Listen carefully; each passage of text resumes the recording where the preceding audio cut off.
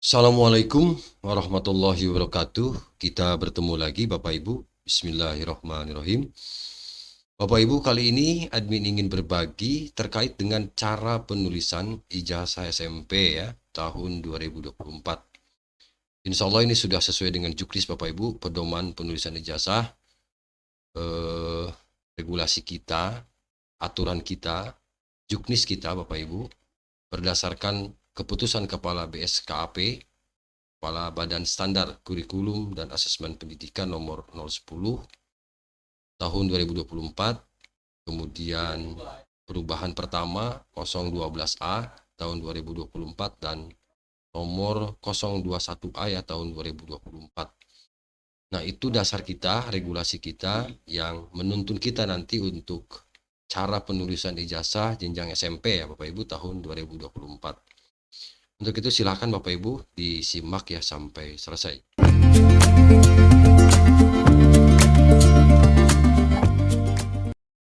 Baik Bapak Ibu, admin izin ya, ini terkait dengan penulisan ijazah SMP ini, admin dapat ya dari Direktorat Sekolah Menengah Pertama tahun 2024 tentang pengelolaan belangku ijazah SMP tahun pelajaran 2023-2024. Jadi rujukan kita ini dari Direktorat Sekolah Menengah Pertama tahun 2024 ya Bapak Ibu. Dalam penulisan ijazah ini Bapak Ibu, kita sebelum nanti ke teknis ya, izin admin untuk menyampaikan dulu mungkin ini prolog lah begitu.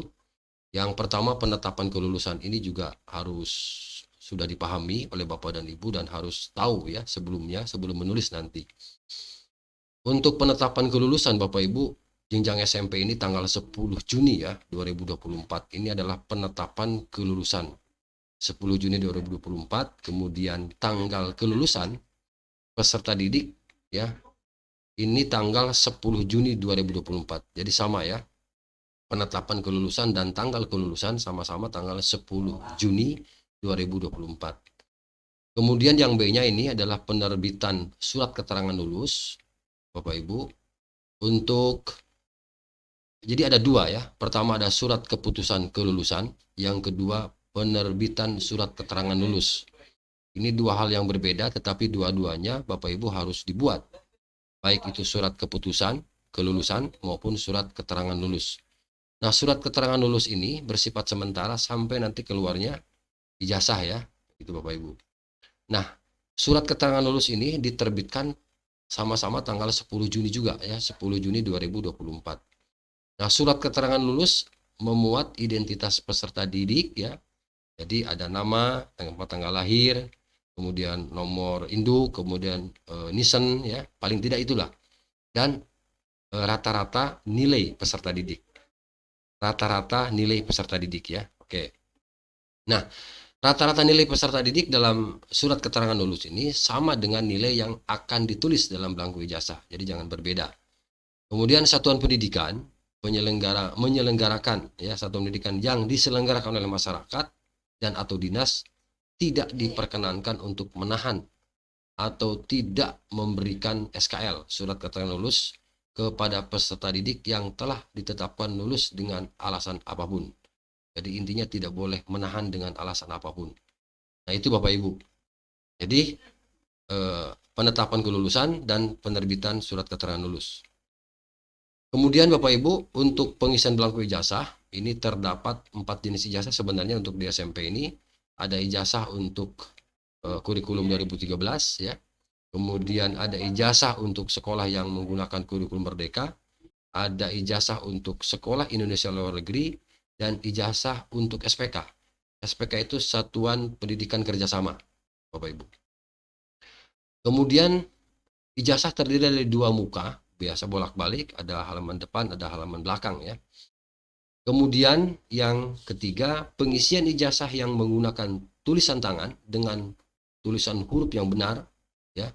Jadi pengisian ijazah menggunakan tulisan tangan ya, bukan sistem computerized. Harus tulis tangan di sini. Itu tulisan hurufnya yang benar, jelas, rapi, bersih dan mudah dibaca, menggunakan tinta warna hitam yang tidak mudah luntur dan tidak mudah dihapus. Oke. Lalu jika kepala satuan pendidikan tidak dapat menerbitkan ijazah dikarenakan berhalangan atau terjadi kekosongan jabatan, maka penandatanganan ijazah dapat dilakukan oleh pelaksana tugas ya PLT, kepala satuan pendidikan. Lalu jika terjadi kesalahan yang kelima, jika terjadi kesalahan dalam pengisian belangko ijazah, maka harus diganti dengan belangko ijazah yang baru. Untuk itu perlu kehati-hatian Bapak Ibu. Oke. Yang keenam, ijazah yang mengalami kesalahan pengisian. Nah, jadi pada saat nanti mengisi kemudian ada kesalahan, maka disilang dengan tinta warna hitam. Jadi dari silang di sini itu disilang set gitu ya Bapak Ibu. Silang gitu ya. Huruf kali ya, dikali. Silang. Oke. Kemudian penggunaan belangko ijazah yang mengalami kesalahan pengisian tadi dilakukan sesuai dengan ketentuan penggantian yang diatur pada Kepka BSKAP. Artinya ada ketentuan-ketentuan yang harus dipenuhi seperti misalnya mengembalikan belangko yang salah, kemudian membuat berita acara, permohonan penggantian gitu ya Bapak Ibu. Dan itu tentu semua ada di keputusan Kepala BSKAP. Oke Bapak Ibu, langsung sekarang ke materi berikutnya adalah pengisian belangko ijazah. Pengisian belangko ijazah, pengisian halaman depan, kemudian pengisian halaman depan belangko ijazah SILN, kemudian pengisian halaman belakang. Jadi kita fokus aja dulu deh di di SMP yang ada di dalam negeri dulu ya Bapak Ibu. Artinya sekolah-sekolah SMP yang ada di dalam negeri reguler biasa ya. Jadi kita sementara ya, nanti mungkin di konten yang lain nanti admin bahas untuk SILN atau SPK gitu ya Bapak. Tapi pada prinsipnya sebenarnya sama penulisannya. Jadi kita fokus di situ dulu ya Bapak Ibu, SMP yang ada di dalam negeri lah begitu. Baik negeri maupun swasta. Oke. Nah, sekarang kita langsung ke pengisian atau tata cara pengisian belangko ijazah ya untuk halaman depannya Bapak Ibu. Nah, nomor 1 ini nama satuan pendidikan bersangkutan ya yang menerbitkan ijazah sesuai dengan nomenklatur, artinya dengan nama sekolah Bapak Ibu.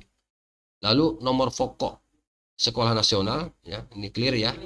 Jadi NPSN tinggal menuliskan saja, lalu nama nomenklatur kabupaten kota tanpa mencoret ya, yang merujuk pada ketentuan peraturan perundang-undangan. Artinya nanti di sini ada garis miring kota itu nggak usah dicoret, biarkan saja ya Bapak Ibu.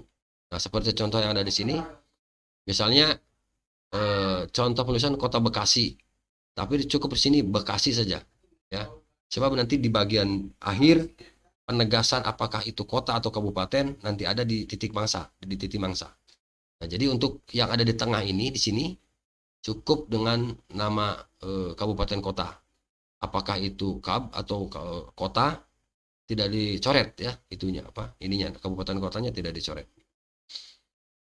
Lalu kita seterusnya Bapak Ibu nomor 4 ya, nomor 4 ini apa nih? Nama provinsi. Oke, clear ya. Kemudian yang kelima ini adalah nama peserta didik pemilik ijazah. Ini menggunakan huruf kapital seluruhnya Bapak Ibu. Tidak boleh campur ya. Jadi huruf besar semua. Contoh misalnya sini Doni Wibisono. Oke. Kemudian tempat tanggal lahir. Contoh. Nah, ini sesuaikan saja dengan dokumen negara yang sah seperti akte kelahiran atau kartu keluarga gitu ya Bapak Ibu. Nah, poin 5 dan 6 ini Bapak Ibu harus sama dengan yang tercantum pada akte kelahiran atau data pokok pendidik atau ijazah yang diperoleh dari satuan pendidikan jenjang di bawahnya. Karena ini SMP, alangkah bagusnya kalau melihat ijazah sebelumnya dan dicocokkan juga dengan akte kelahiran. Oke. Kemudian nomor 7, ini ada nama ayah, ibu atau wali pemilik ijazah. Ya Bapak Ibu tinggal disamakan nanti dengan akte kelahiran. Lalu nomor 8, nah ini nomor 8 nih. Ini nomor induk siswa pemilik ijazah ya, nomor induk tinggal dilihat saja nanti nomor induknya berapa. Dan nomor 9 adalah NISN, nomor induk siswa nasional. Lalu nomor 11, nama satuan pendidikan bersangkutan yang menerbitkan ijazah sesuai dengan nomenklatur. Nah, jadi nomor 11 ini Bapak Ibu ini ada perbedaan sebenarnya di sini. Di sini lulus. Nah, ini bedanya antara tahun kemarin dengan tahun sekarang. Nah, kalau tahun sekarang ini kita diminta untuk memasukkan nomor surat keputusan kelulusan. Nah, di sini saya nggak terbaca kali ya Bapak Ibu. Saya izin bacakan ya. Lulus berdasarkan keputusan kepala SMPN berapa gitu ya. Nomor, nah nomor inilah nanti yang dicantumkan, nomor surat keputusan dicantumkan di ijazah. Jadi di sini nomor 12 ini adalah nomor surat keputusan Kepala Satuan Pendidikan terkait penetapan kelulusan peserta didik, gitu, Bapak Ibu. Ya, bukan surat keterangan lulus, tapi surat keputusan. Ya, beda ya antara surat keputusan dengan surat keterangan. Nah, gitu Bapak Ibu. Nah, kalau surat keterangan kan bisa mengambil atau cuplikan gitu ya, petikan dari surat keputusan. Jadi kalau surat keterangan lulus itu bisa petikan dari surat keputusan Kepala Satuan Pendidikan. Gitu ya Bapak Ibu. Kemudian bisa dipahami ya. Silakan di kolom komentar kalau memang masih ragu atau masih belum dipahami, bisa ditanyakan nanti di kolom komentar. Oke. Nomor 13 ini Bapak Ibu. Nama kabupaten kota tempat penerbitan ditulis secara lengkap. Nah, misalnya, nah di sini untuk penulisan kabupaten dapat disingkat KAB. Contoh Kabupaten Bekasi. Kalau kota jangan disingkat. Nah di sini nih, ini titik mangsa. Titik mangsa ijazah.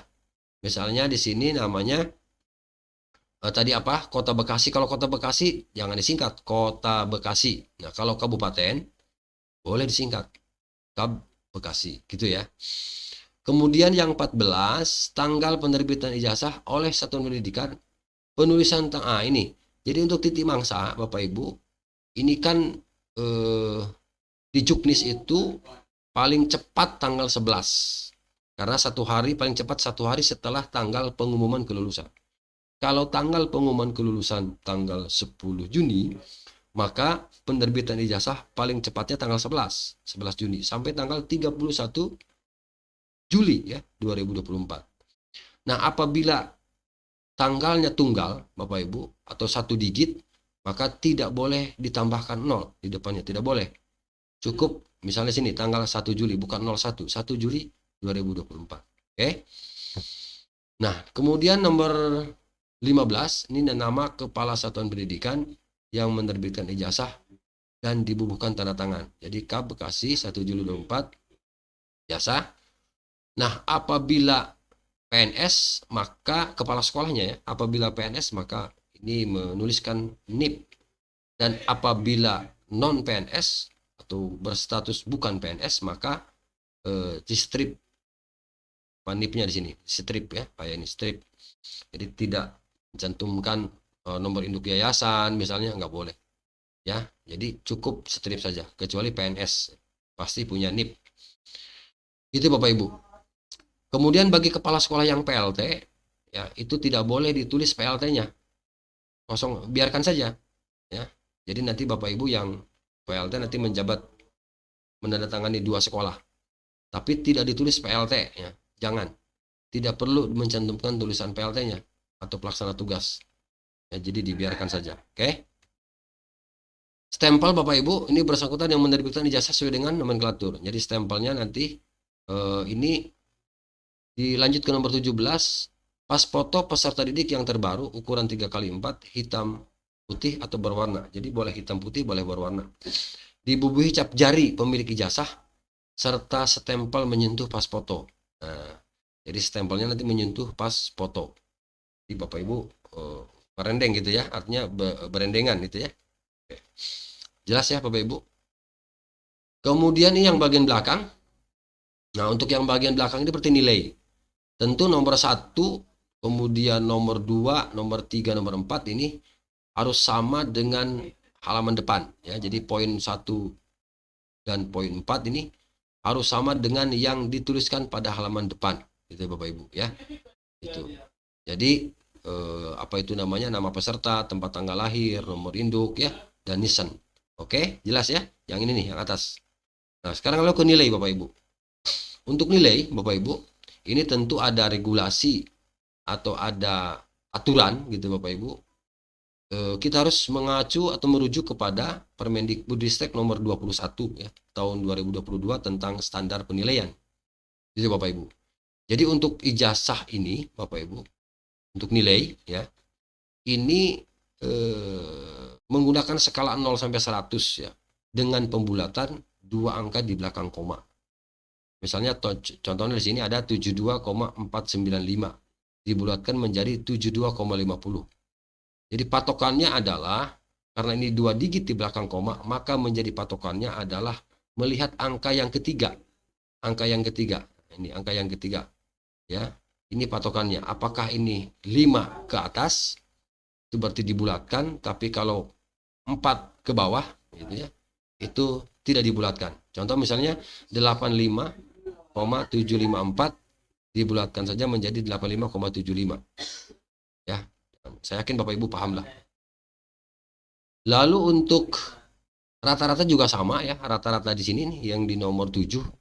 Jadi setelah nanti ini ditulis, kemudian dirata-ratakan, Bapak Ibu, maka ini juga sama, dua angka di belakang koma, ya, dua digit ya di belakang koma. Kemudian nomor 8 ini nama wilayah kedudukan satuan pendidikan, ya tentu ya. Untuk kalau sekolah luar negeri contohnya Amsterdam misalnya ya.